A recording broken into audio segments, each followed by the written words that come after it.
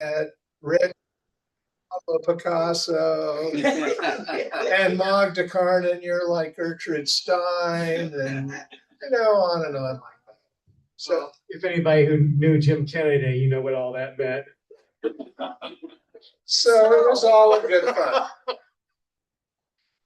fun. Bruce and I generally like to start that off by sometime during the party saying, "Why, Jim? Doesn't this remind you of something?" Paris, possibly in the 1920s. Really spooky how weirdly similar this all is. Then Jim would be cued to go into his act. So it was fun. Jim would be going like this. Yes. Well, perfect host. Jim Kennedy. Oh, Kennedy. Sorry. Or Lord Jim. Right. For the full Spanish name. With some extra H's there. Yeah. Yeah. I never got that right when I tried to spell it because there was no natural place really for it. In any case, we're here to describe not Paris, but the Bay Area fan scene in the 1980s. It actually started for me just a little bit earlier by meeting Rich Code, some of the other fans that were part of the group that I became most involved with, which became eventually known as the Bay Area punk fandom, but that was a little bit later. But that was kind of in the late 70s.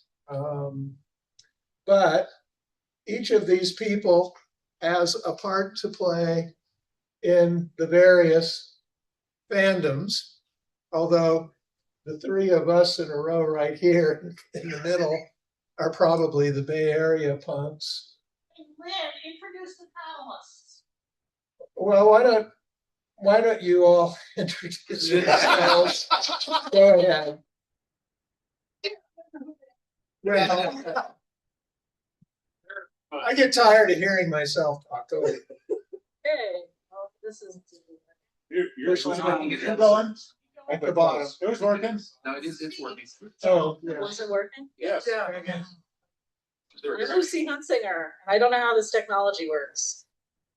I don't know what firm I'm representing from the 80s. I moved to San Francisco in 1982 and got involved, first of all, with the Emperor Norton Science Fiction Hour, which we will be explaining later. And that's kind of the part that I think we want to focus on a little bit. But go ahead, Gary. I'm Gary Mattingly. Yes. Well, yeah. When did you move to the Bay Area?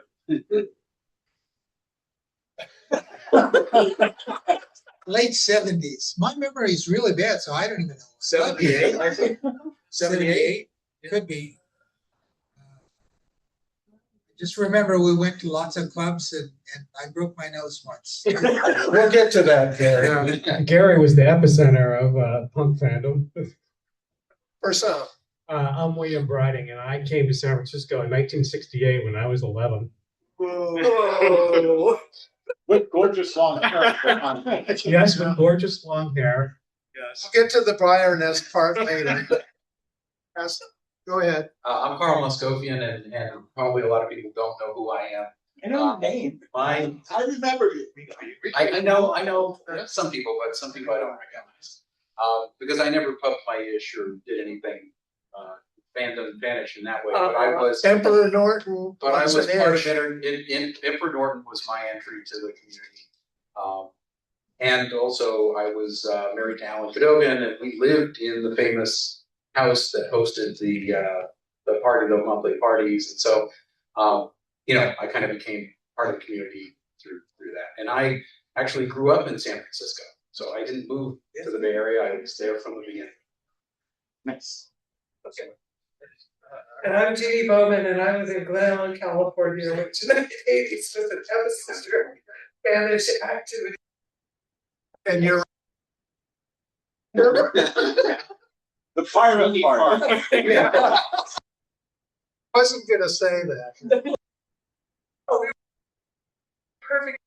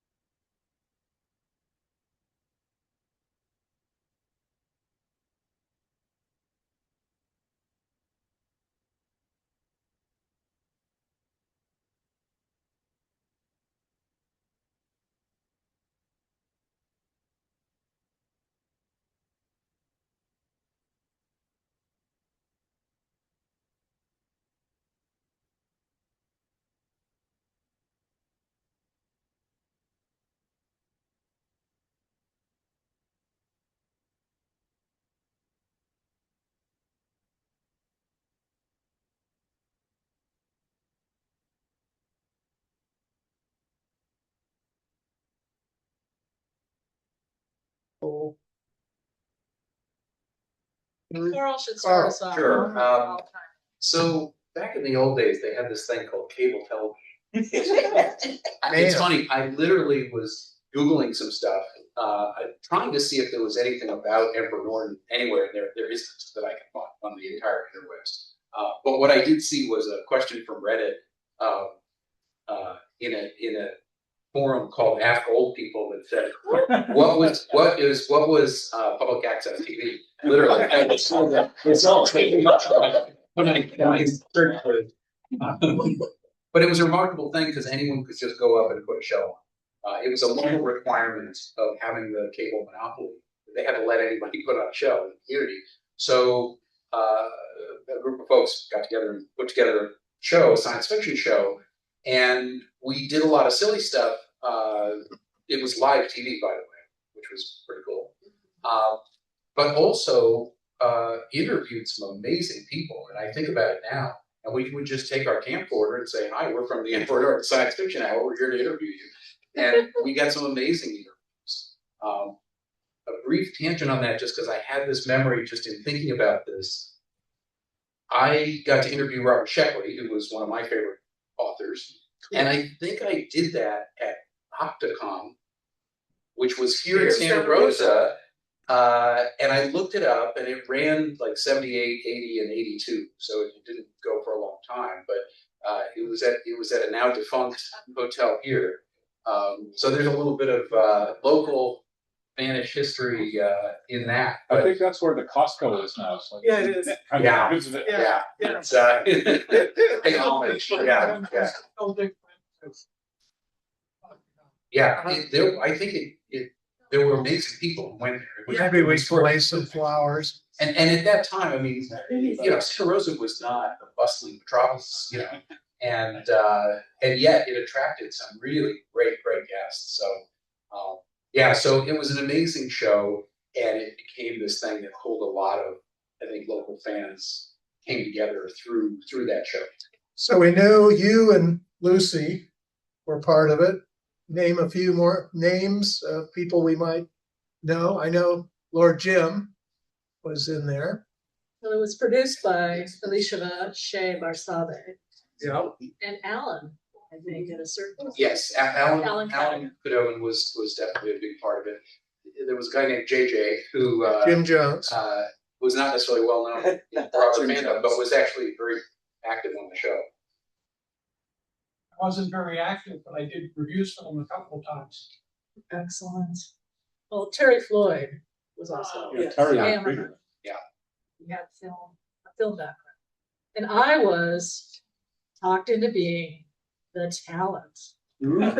So we don't have, unfortunately, I'm sure for you guys, we don't have any of the old tapes. But I would wear funny costumes and review books and fanzines. You guys did skits. And we did skits. Lord Jim Kennedy wrote a lot of those.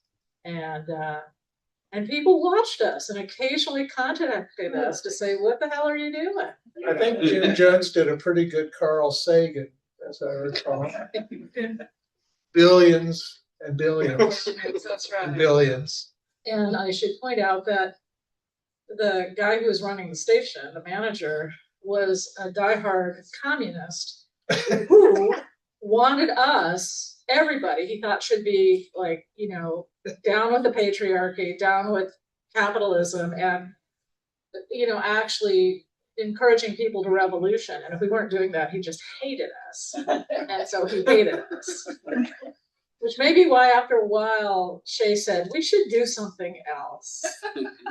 I think she got some pressure. So it, I think, wound up in April of '83, something like that. how long did it actually run? Good question, I don't know. Yeah, that's why I wish there was something on the web, because I don't remember. And it was already going when I joined, so.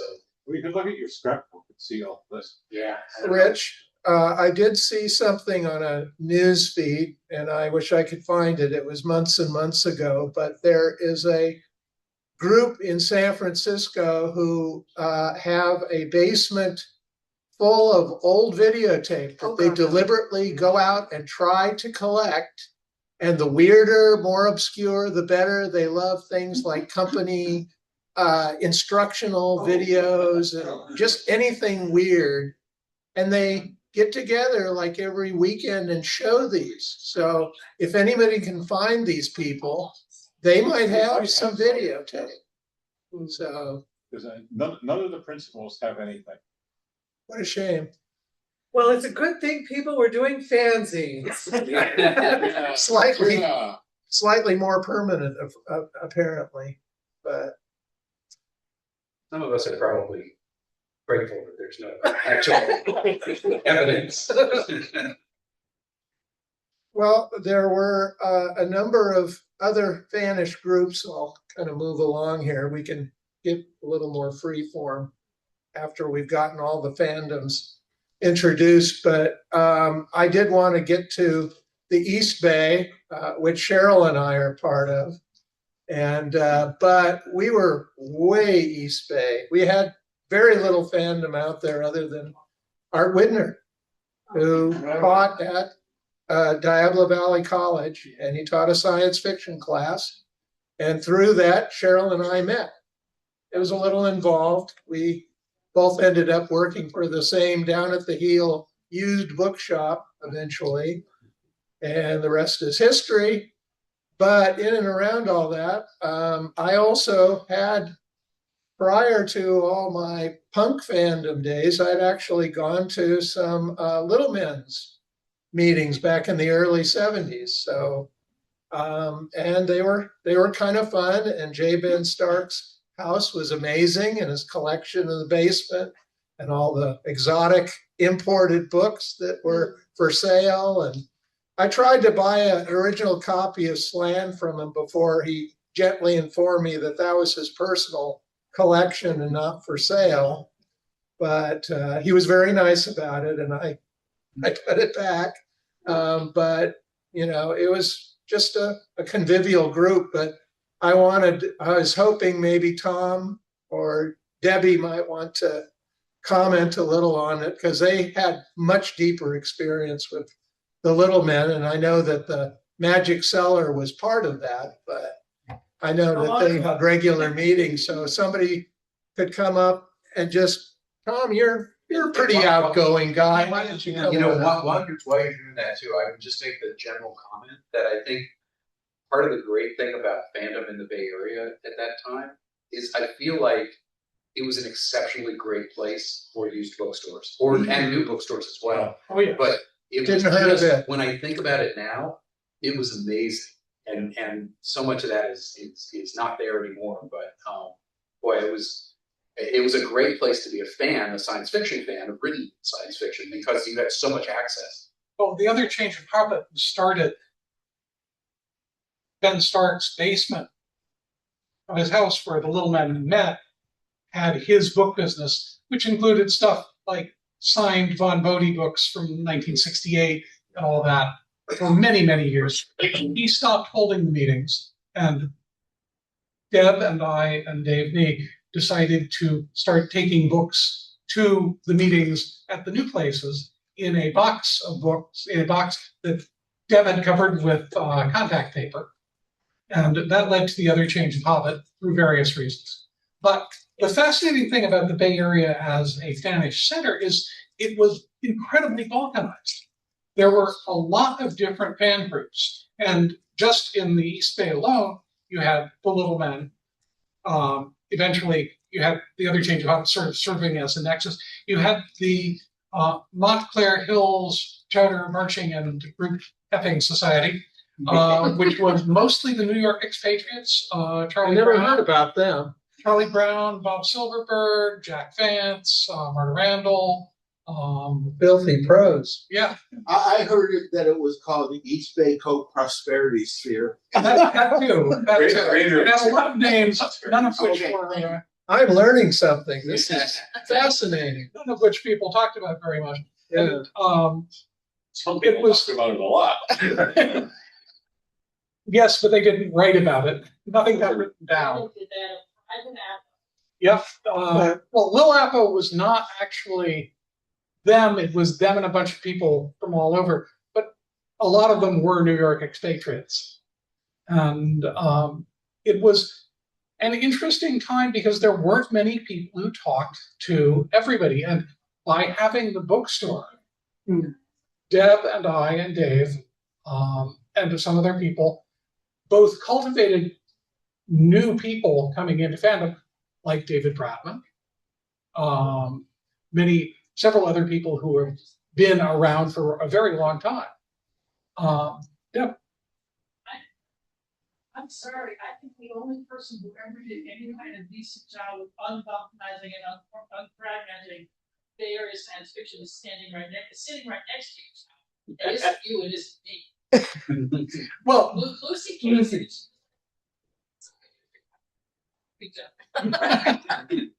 Yes. Yes. Well, It's true.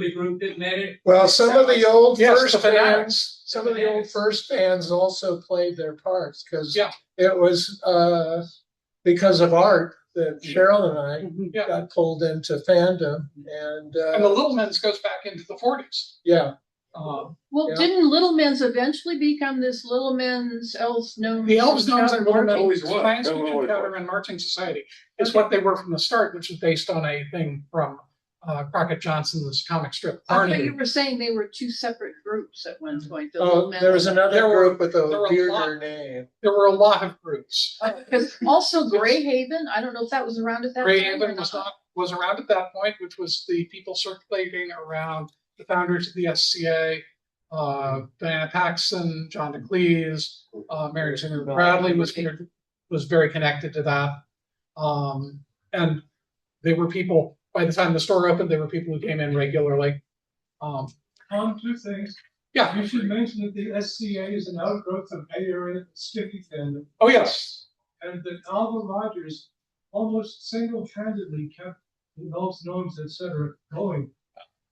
For a very long time. For a Yes. very long time. By sending out postcards. And he connected up with J.Ben Starr. Well, besides Art Widner, Alva Rogers was also key to Cheryl and I participating in fandom because he was just a very sweet gentleman and a real fan. I mean, And for those of you who follow such things, just recently, he had done in the 1930s, he was a fan artist early on.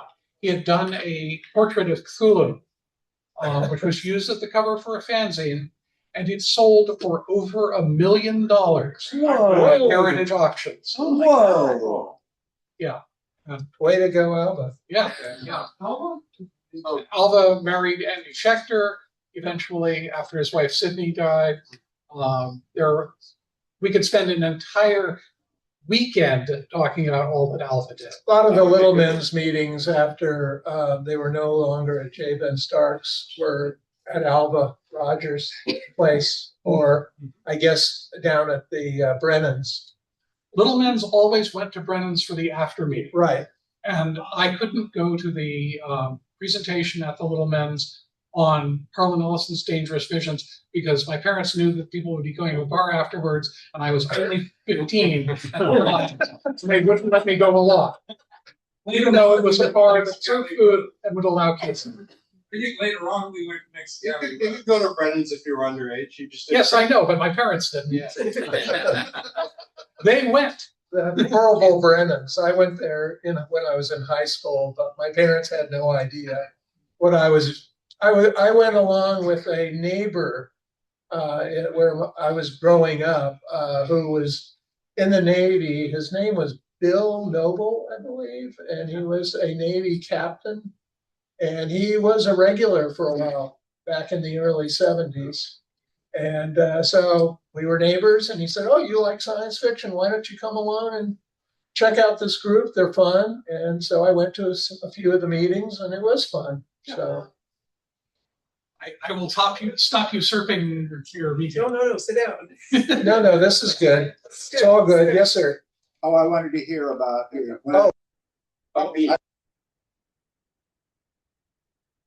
Was a very balkanized fandom in the Bay Area. I came in 1967 and left in 72, so I was before you guys. But one of the people who definitely bridged the gaps then was Elise Rawl. Yeah. Oh, yeah. I was at Stanford, and she down the peninsula. He called me up and said, "Hey, you're in the Bay Area. Come on over." And she had a very sensible approach to things. She was involved with the SCA, but she did not have that mannered style that so many of them did. She wasn't interested in bashing and thrashing. She was interested in learning medieval dance, say. But she was just a wonderful, she knew people she didn't want to talk to, but she had a very good reach across the whole thing. So getting into Bay Area fandom partly through her was a wonderful thing. So Dave Keane was one of the people. Well, she was in Palo Alto. She just died a couple of years ago. There wasn't a couple now, but yeah. Did you Now, have was she a question? associated with Fence for them or no? Well, she was probably, I don't remember if Elise was a sponsor or not. Life Center. Yeah. Elise was the nexial point around which Penfield coalesced. Yes. Oh, okay. Yeah. Before my time. Gary? Yeah, I wanted to hear about Mabuhay Gardens and other. Yeah, we're getting there. I wanted to start to get there. We had one more question, I think, and then. Yes. Me? Yeah. Well, I was just gonna say another thing that police did was organize Gilbert and Sullivan. Oh, yeah. The land fighters. And a whole bunch of us from Los Angeles would always drive up. And we would crash at her house. We would go see the land fighters, various Gilbert and Sullivan operations. And there would be parties afterward. There were also regular Bay Area bands that came to those shows, and they were a lot of fun. I saw them back when I was in high school. I remember They used to one time- perform around all over California. One time Larry Niven came to one and lost his wallet. One more thing about Felice Wall. Yes? As co-editor of the Echoes with Ed Metzke, she won the fanzine guru. All fanzine fans salute. Yay! One more Spanish connection to the Lamplighters. For some years, George Mitchell, a Berkeley fan, was the captain of the chorus.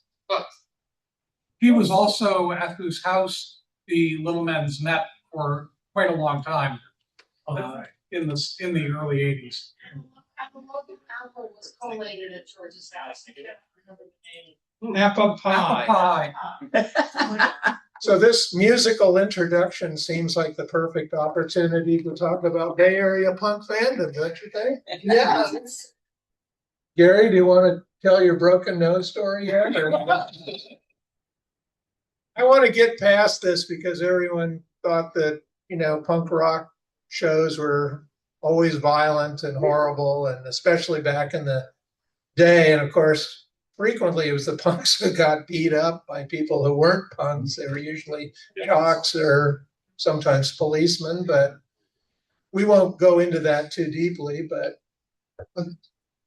Gary? Most of the clubs that we went to, the Mabuhay, the Deaf Club. Keep the microphone close. Oh, the button went off. So just Point push it it at your- across here. Point it at your mouth. Oh, put it up. Make sure it's right at your mouth. Can you hear me Yeah. now? Another public speaking issue. Anyway, we went to the Deaf Club, we went to the Mabuhay, we went to lots of places and had a good time and nobody got beat up. One time we went over, so Move it closer.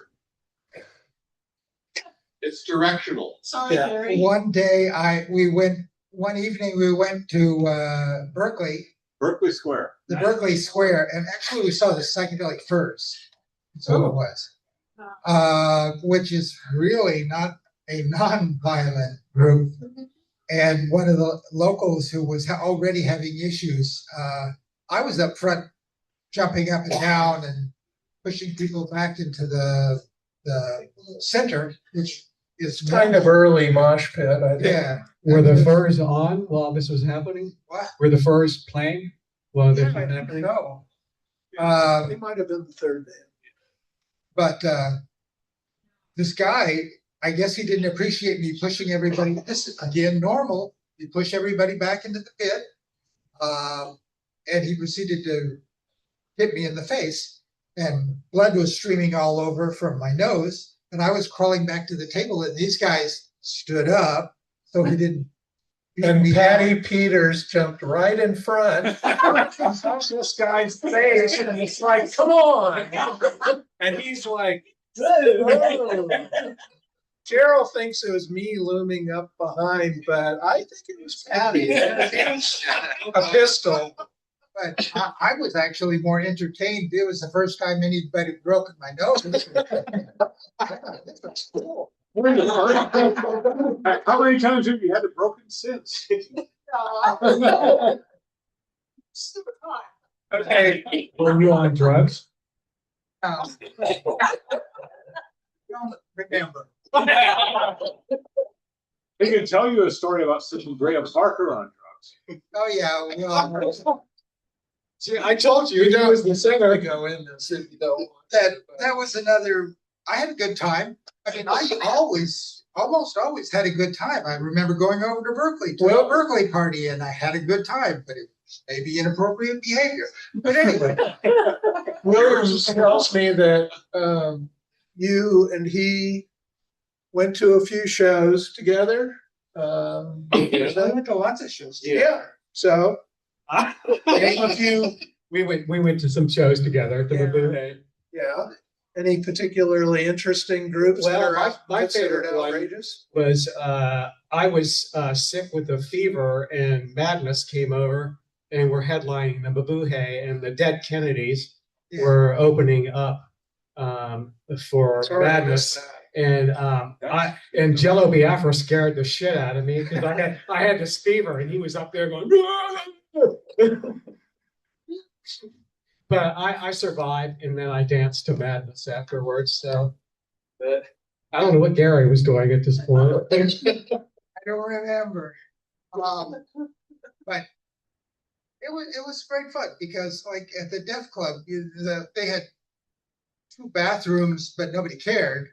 Nobody cared, and the bartender was actually one of the group that owned or whatever the Deaf was Club, deaf. because it was really a deaf club. Yeah. But they liked us coming because they could feel the bass. That's pretty cool. But it was fun. And they made money. And they made money. And I learned how to sign blood. Cipher Bud. Yes, I remember Rich- you learned that. Rich dragged Cheryl and I to a few different shows or encouraged us to go, but my favorite was the jam concert at the old Waldorf that got canceled. And Rich said, oh, there's kind of an interesting group over the Mabuhay. We could go over and catch that. So we went over and saw Devo for the first time at a small club. Very packed small club. When the guitarist throws himself out into the audience and you're afraid they're not going to catch him, they're not going to catch him, there was nowhere for him to fall. It was that crowded. So he just kind of played his guitar on a sea of hands, and it was a great show. It was not what we were expecting to do that night, but that was serendipitous. So. We never talked about science fiction, of course. Yeah, I was going to bring that up. We talked about punk rock way more than science fiction. I often kind of pondered that, but it never seemed to make me. Is it true that you guys had a band? Well, we could bring the lead guitarist up here to tell us about that.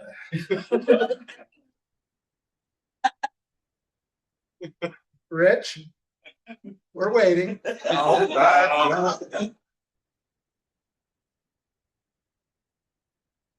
Yeah, what do you do when you're a rock music fan? You form a band. You don't need to know how to play your instruments or anything like that, especially if you're doing punk rock. But we weren't doing punk rock. We were doing rockabilly, and in particular, we were influenced by the Cramps. So it was the psychobilly. Who is this we? We are William Bridey there on rhythm guitar, Lynn Kuehl on bass, Yes. Gary occasionally on keyboards, Larry Reese on drums. Larry Reese is now living in Hamtramck, I believe. And John Wasansky was a co-worker of Lynn's lead vocals and general mayhem. We actually got to play at a couple of places. We played the Beach Chalet out on the Great Highway in San Francisco when it was still run by some Irish group who wanted us to play Danny Boy, which we didn't know. That was Gerard Gleason that pulled that off. And we played at the club above Mabuhay after the other band had finished playing and everybody had gone home. That's true.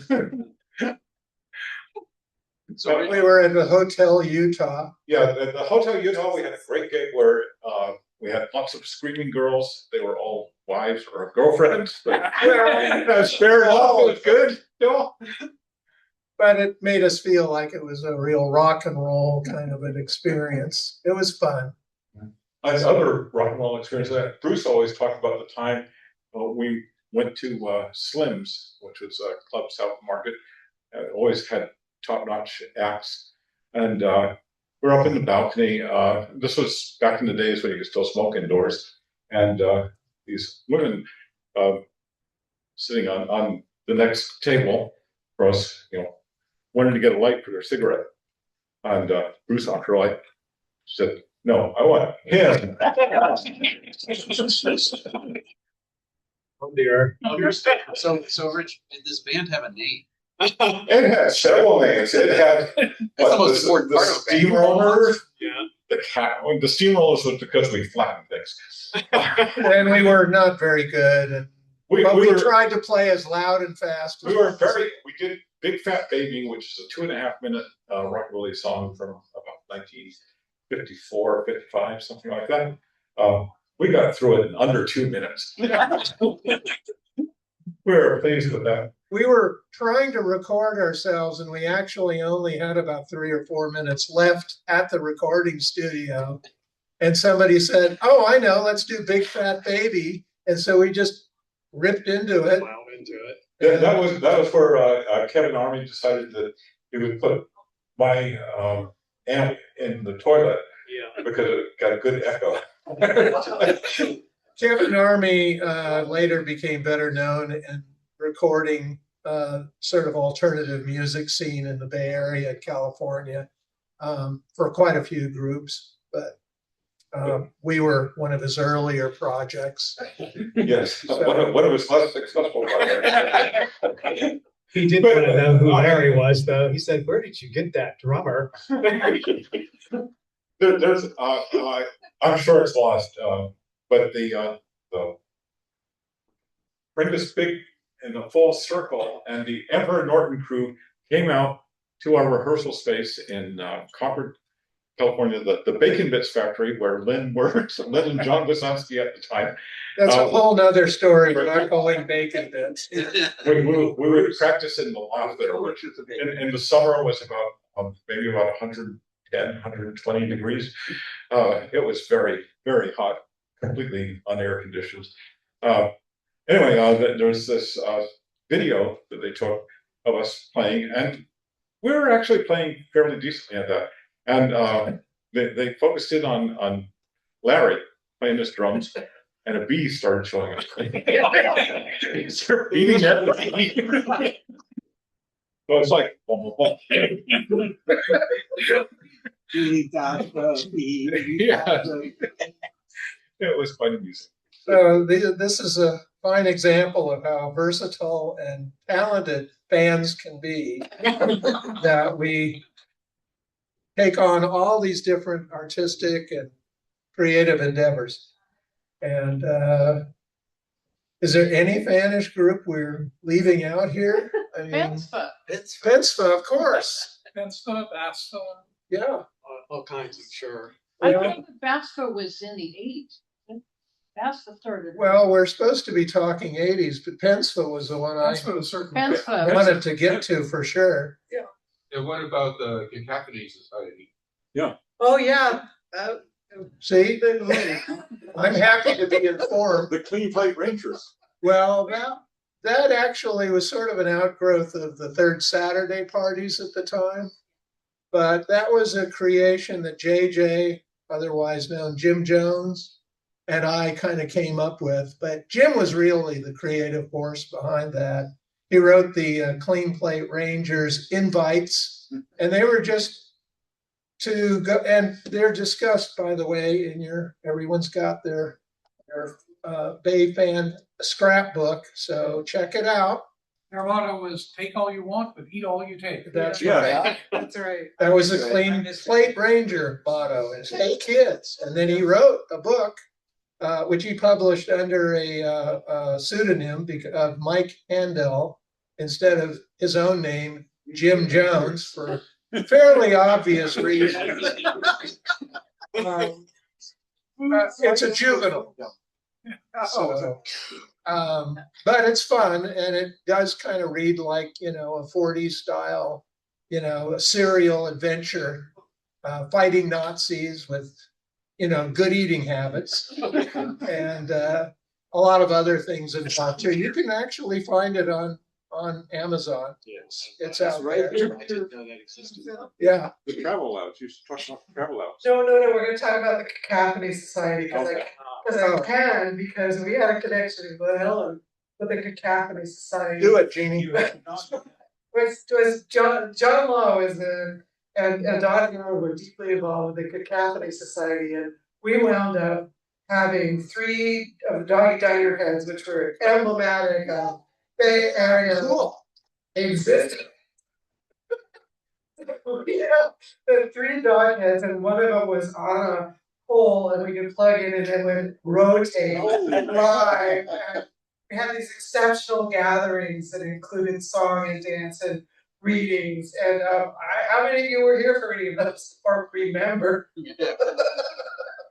But don't forget, Bruce Townley would love to tell the story about how one evening he went down to the beach and there were these weirdos lighting a fire, and he was at the first Burning Man. John? I was just gonna say, because the Cacophony Society, I got connected to them through various people, and I ended up climbing to the top of the Golden Gate Bridge, the North Tower, and the westernmost tower of the Bay Bridge. Yeah, Jim Jones was actually a part of the Gorilla Grotto. You got to speak in. Oh, sorry. Jim Jones was also part of the Gorilla Grotto. Yeah, and that was Gary Warren that started all that, Yeah. the Suicide Club. Yeah, the Yeah. Suicide Club. There was another Yeah. fan whose name was Bill Costura, who was part of the Texas A&M club from Yes. a while ago, long time ago. And Bill Costura got me into the Suicide Club, and I also with them climbed the bridge next to the sugar, The Carquinez Bridge. and also to the top of the ferry building, which was most entertaining. Bill Costura, the Bill that we know. Yes. Yes. Awesome. Suicide Club. You bet. He also published the digital dispatch of Philip K. Dick. Oh. No, that was Jim Bryant's. Sorry. Good help. So is Bill still around? Yeah. Where is he? Palo Alto. He's a Buddhist. He's in that. Yeah, he's a Buddhist, but he also does stuff with respect to the history of San Francisco and buildings and stuff like that. Yeah, I used to do particular house built histories. House histories. Yeah. I have a tangential story on that, whereas I knew a librarian named Mitzi that worked at the main library in San Francisco, and she told me this story about this guy that used to come in and ask for histories of San Francisco. And she said that he was very insistent. And I can't say what else she used to say about Bill, but it surprised me because Bill is such a nice guy, and it was another version of Bill that I didn't know, and it was just very interesting because it came from somewhere where I wasn't expecting it to come from. It was interesting. Insistent. Texas A&M. Very insistent, yeah. I'm the Buddhist still. Same. Same. Same. Yeah. Same. One person. Pre-Buddhist. Probably. Yes, definitely pre-Buddhist. Yeah. obsessive. Oh. Have we? Oh, And somebody the talked. travel lounge. Oh, I was going to ask if somebody could talk about Pennsva in the Well, 80s before we showed up. Well, Travel lounge. did we talk about Pennsville really Not yet? really. No. Let's talk about it. We'll get to the travel lounge. You got Well, 10 we'll minutes. quickly. We can go over a little.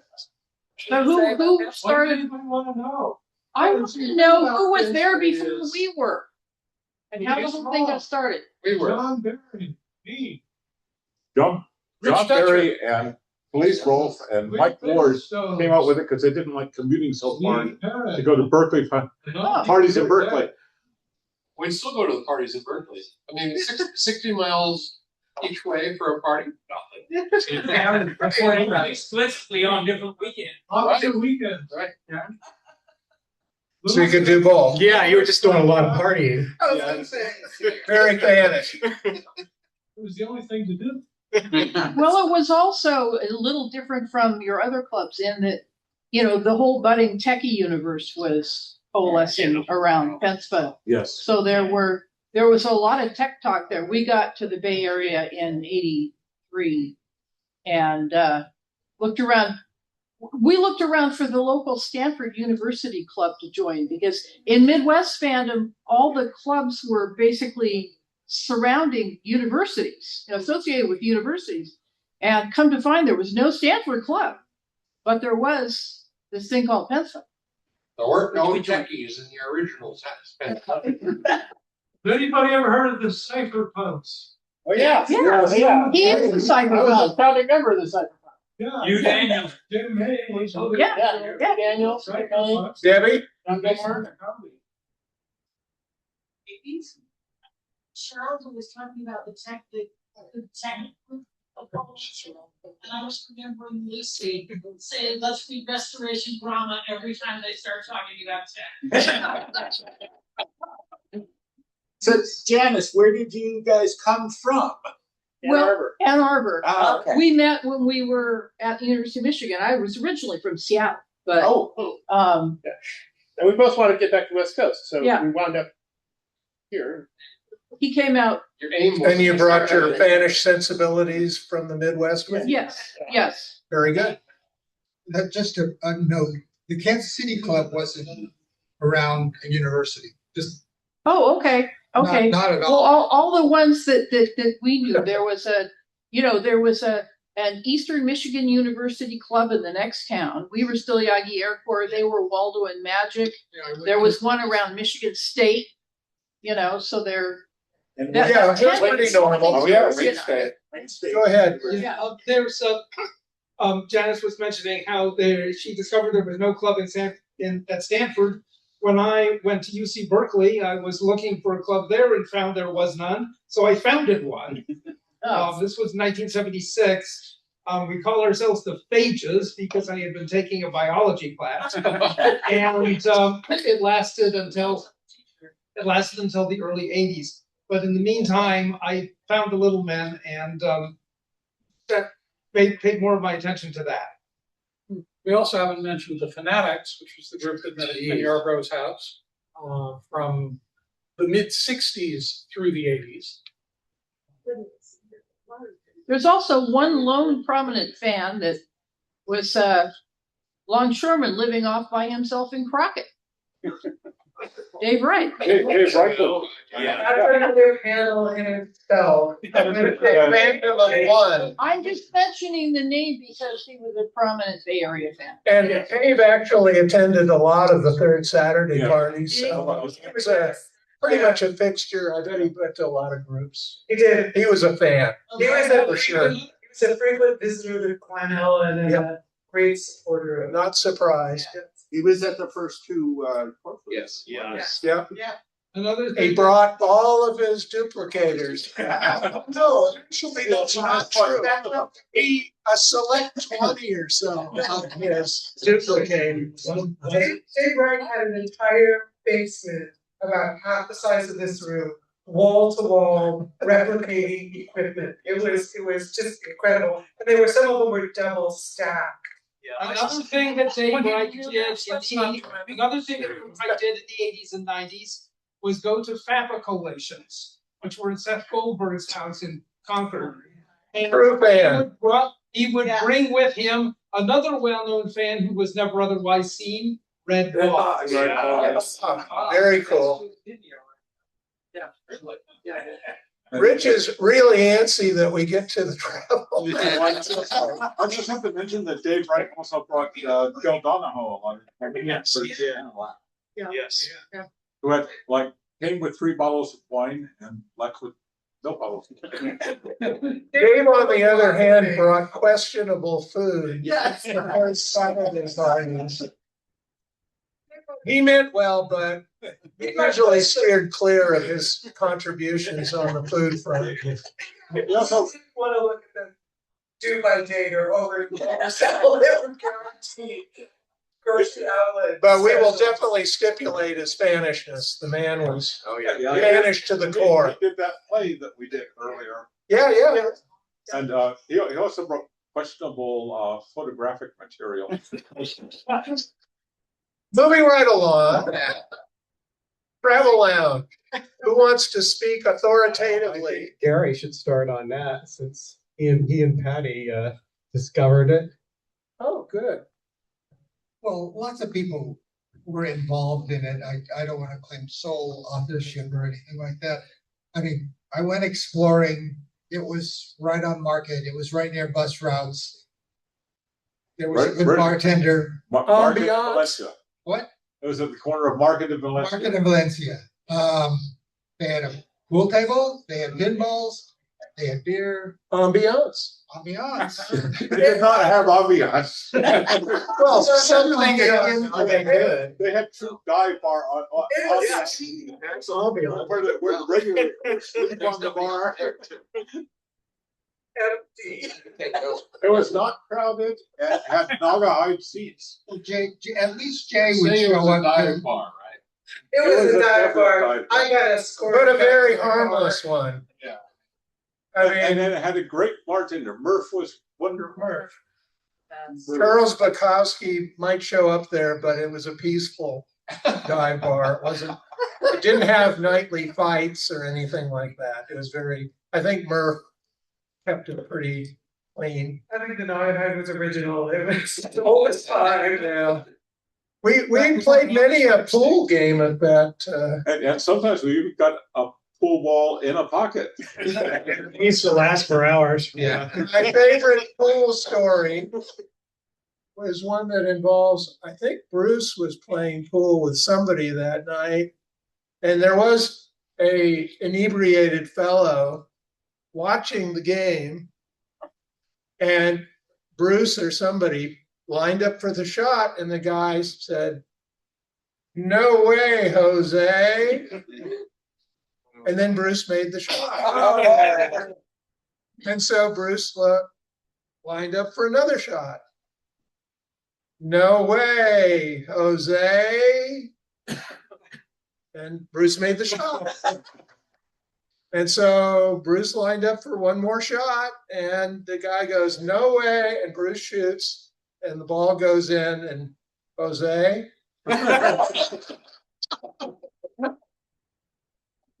And he settled down. So it wasn't too disruptive of the game. So we're pretty much done. One more question. I was going to say Pam Davis blamed me for taking her there where she met Terry Coyle. You got a lot of band support. Oh, thank you. Thank you all very much for your contributions. And panelists as well. Thank you. Yeah. Taking her 5 minutes to come back for charades. Oh, and please read